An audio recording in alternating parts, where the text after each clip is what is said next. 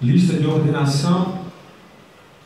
Cargo eclesiástico, pastora Edilene Maria Dias de Albuquerque. Lista de ordenação, pastora Ildete da Silva Nunes.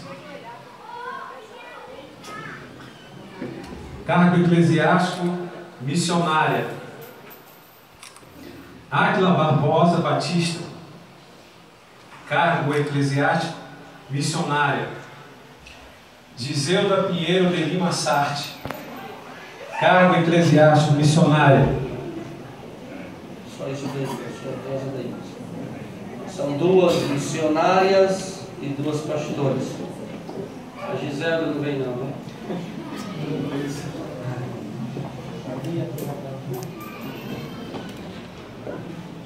O Sarte orou muito, né? Irmãos, nós estaremos orando. Aí nós queremos convidar agora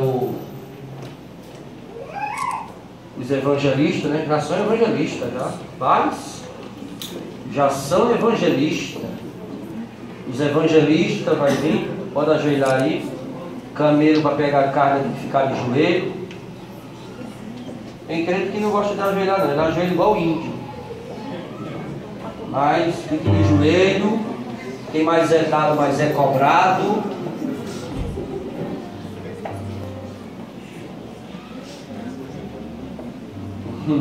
É verdade.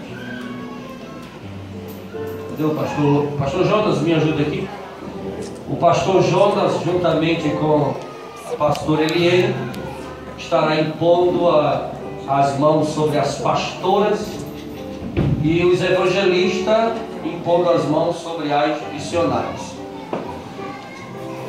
Pastor Eliane, ora aqui, que aí eu vou aí com o pastor Jonas.